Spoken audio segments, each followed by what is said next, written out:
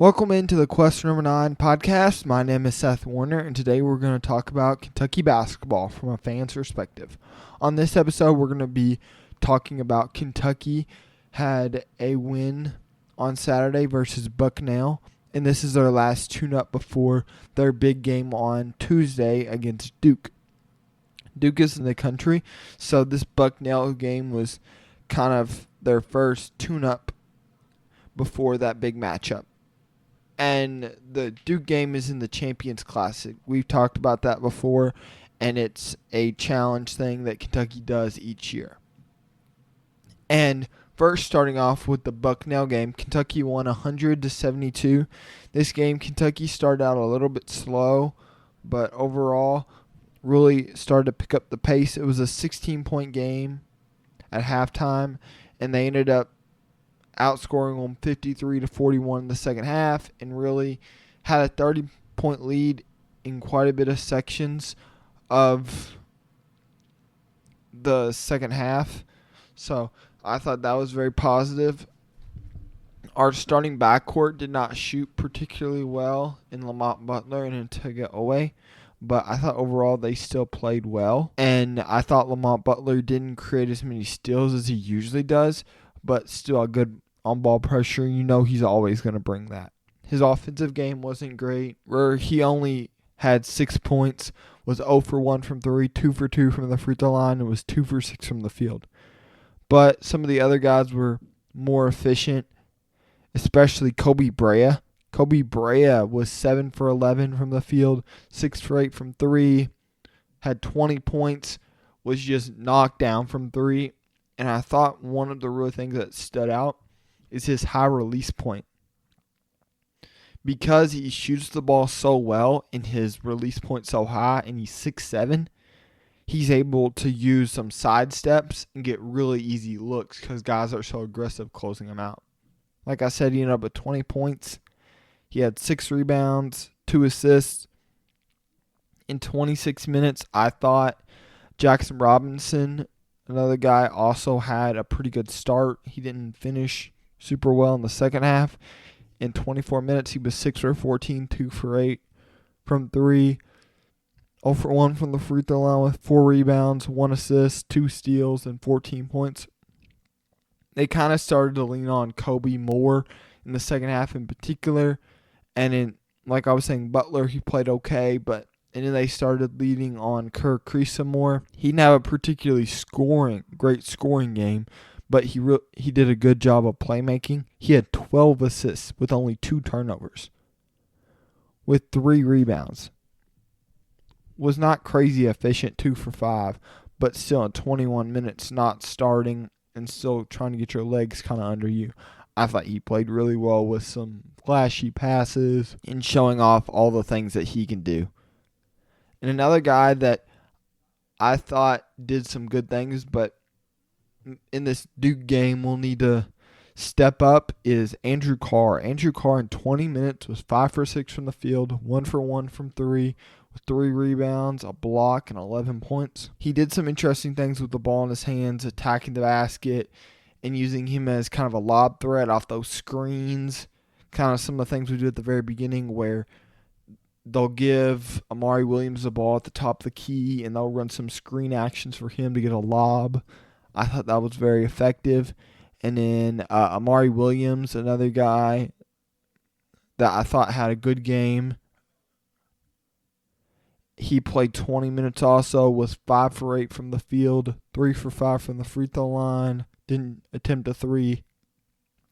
Had 14 boards, 2 assists, and had 13 points.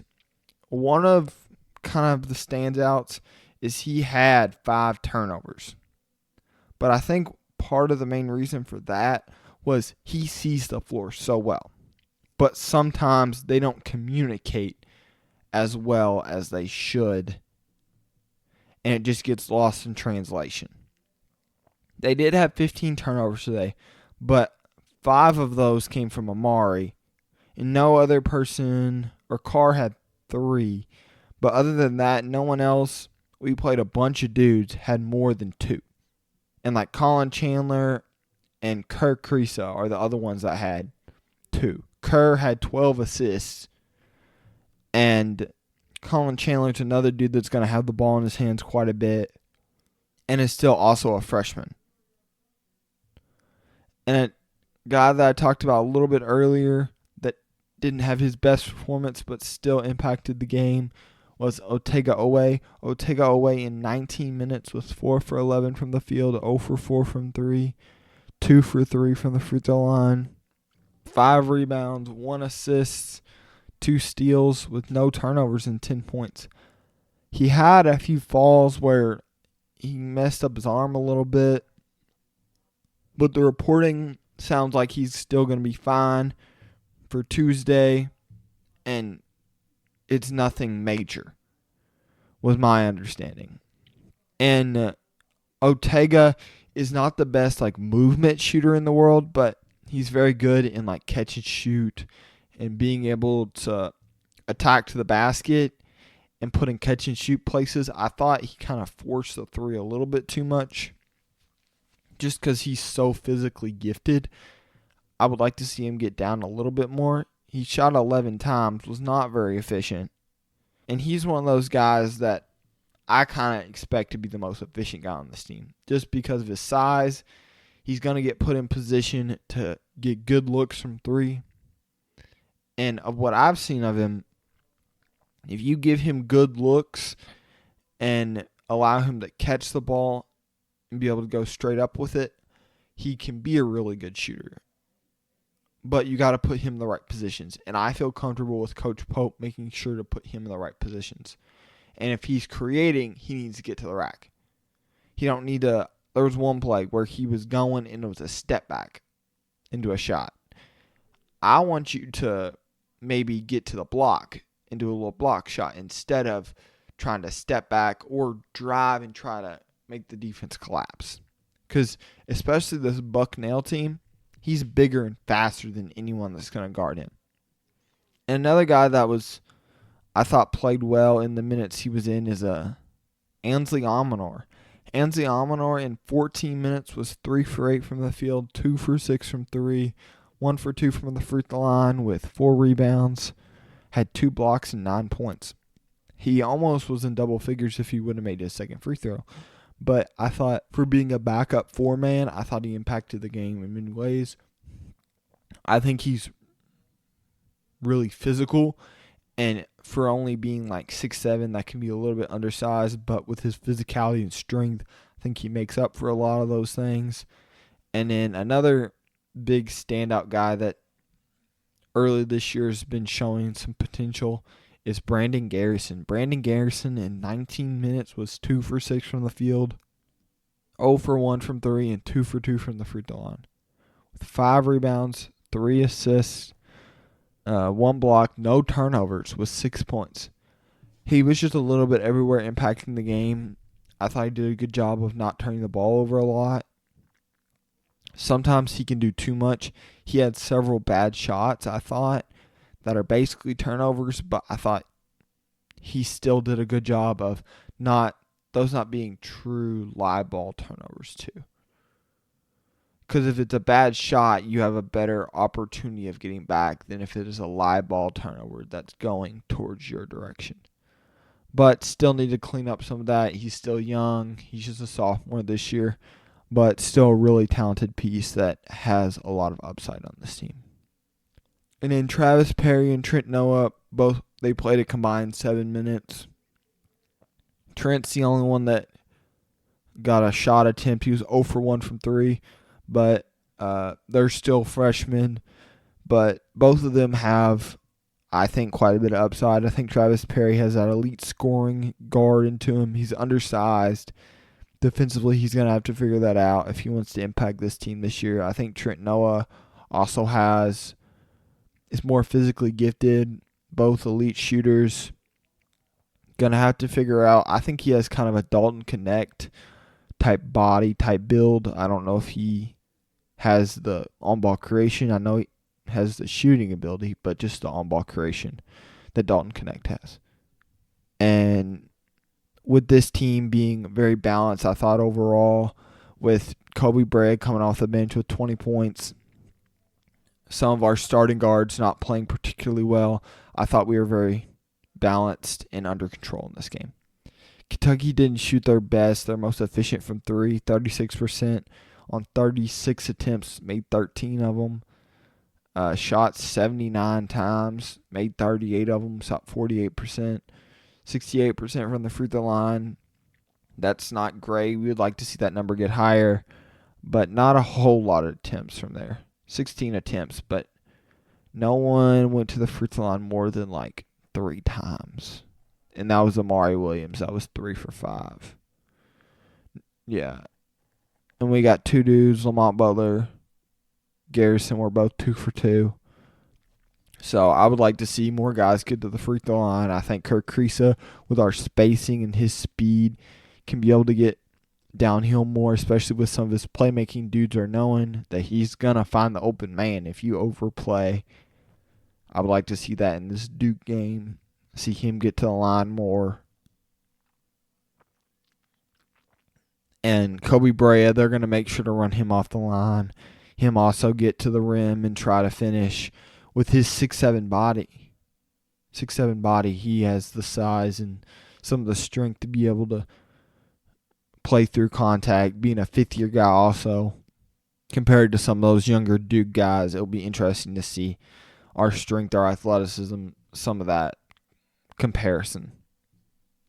And moving on to this, in one other note for this Bucknell game, for this Bucknell team, is probably their best player, Noah Williams. He's a 7-footer that had been averaging like 24 points, had 24 in their first game, and in their conference was a all-conference player last year, but only ended up with 7 points in this game on not good efficiency, with only 5 rebounds and 2 assists. Was not able to dominate the glass. Amari Williams was able to control. They did score quite a bit of points at 72, but they only shot 39% from the field, 36% from 3. I thought we gave up a little bit too much there, but they still shot 73 times. I think because they're playing at such a fast pace, they're going to get a lot of shots up. If we can keep that number at 39, I would love that. Somewhere close. My goal would be keep them under and then for threes, I would like to keep them under 35. Because 35 for the NBA is our average. So I would like to keep them 35, 34% under that threshold. If you can keep them there, I feel really comfortable. This Bucknell team didn't shoot well from the line, 33%. Only 3 dudes got to the free throw line. So I thought we did a good job of not fouling. And that's one really good thing about Amari Williams is he doesn't leave his feet. And kind of moving on to the Duke matchup, I think one of the big matchups in that game, we'll be playing probably a straight man to start off, is Tyrese Proctor. Tyrese Proctor, he's a junior this year. His freshman year, he reclassified to come up and play with that Final Four team. Yeah, with Paolo Banchero. So he's a junior now, probably be more of a sophomore with his age and, with these reclassified guys. Sometimes they stunt their growth or sometimes they pop off a little bit later just because they reclassified. But he's a talented 6'6" guard. I think how he handles Lamont Butler's pressure early, I think is really going to dictate this game, because if we can create some pressure and make him feel uncomfortable and create steals, I think that's going to give them a hard time to get into their offense, and he's one of their most experienced players on this team. And Kentucky controlling the pace and being able to, Duke plays at a fast pace, but Kentucky plays at a faster pace. We play a bunch of dudes. If we play fast, we're going to play to our strengths, because we're going to want to wear down Cooper Flagg and Knippel. He's also a freshman, a 6'7" shooting guard. He's probably more like 6'6", 6'7", but really talented guard that physically at 217 is built, but it'll be interesting to see how he does against some fifth-year guys like Lamont Butler and Jackson Robinson. Jackson Robinson, if I was Coach Pope, how defensively I would start out is I would put Jackson Robinson on Con Knipple, and then I would do Otega Owe on Cooper Flagg, just because I think his combination of strength, size, and speed will allow you to push him out, and I would dare him to shoot it a little bit. Make him prove it to you at first, and then he's shown in the first few games not to be extremely consistent shooting, and a lot of the things I've seen is his athleticism shows.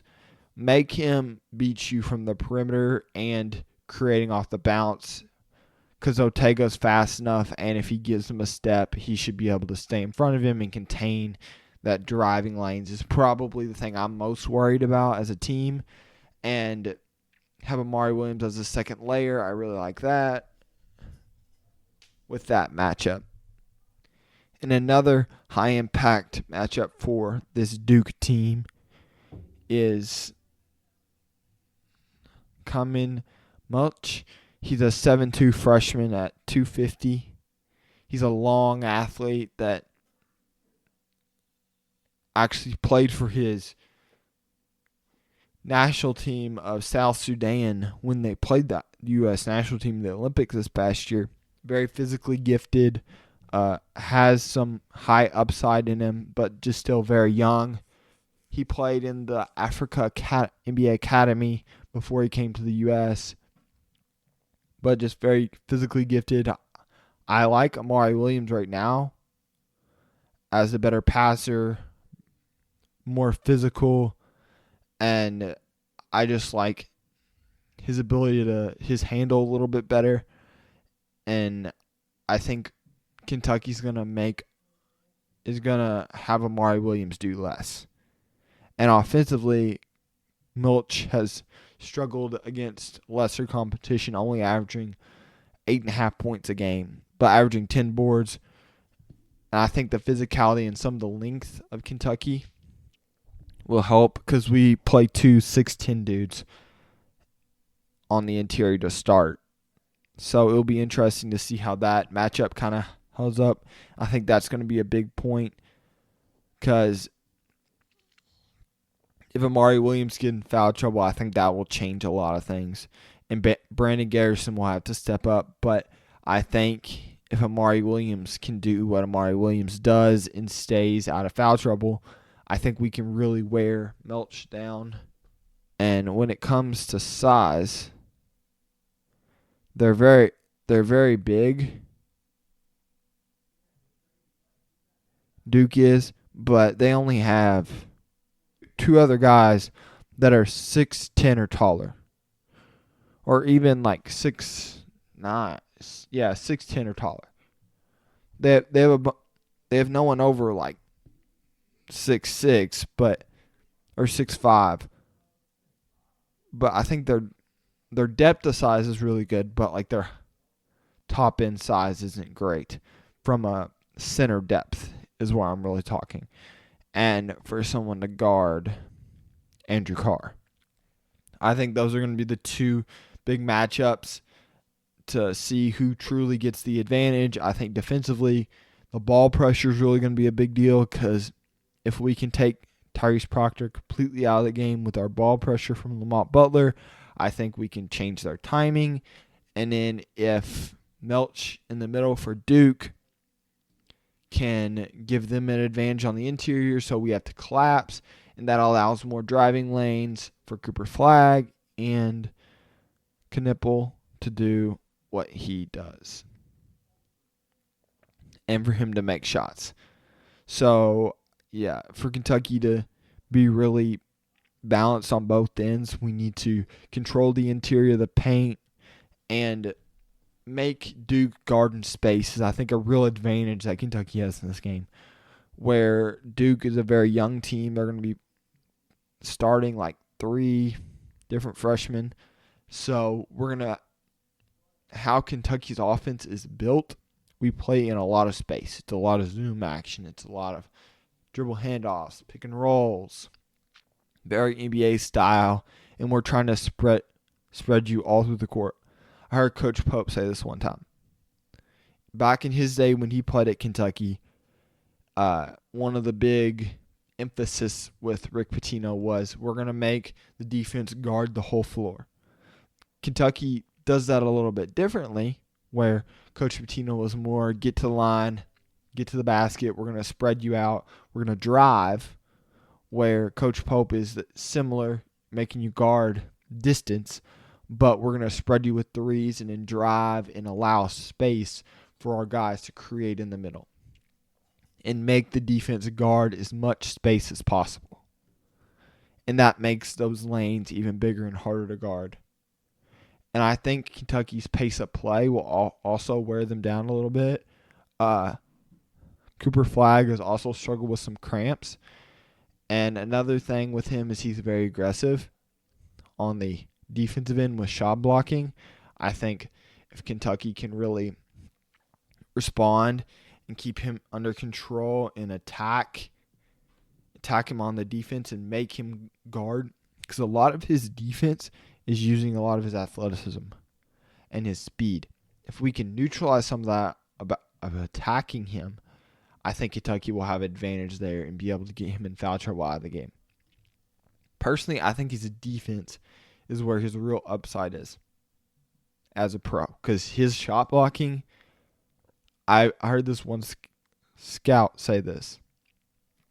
I read an article or something, and he was saying about how Cooper Flagg was the best under 6'10" big guy that he's ever seen as a shot blocker. And his ability of timing, it'll be interesting to see how he does against the elite physicality. But at Mount Burn, he was very much more that big guy, go get rebounds, maybe make a three every once in a while.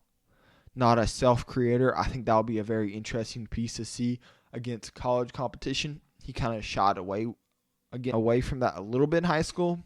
I thought he still had some self-creation in AAU, but that was against, I would have to say, lower-level competition because he was playing 16U instead of 17U.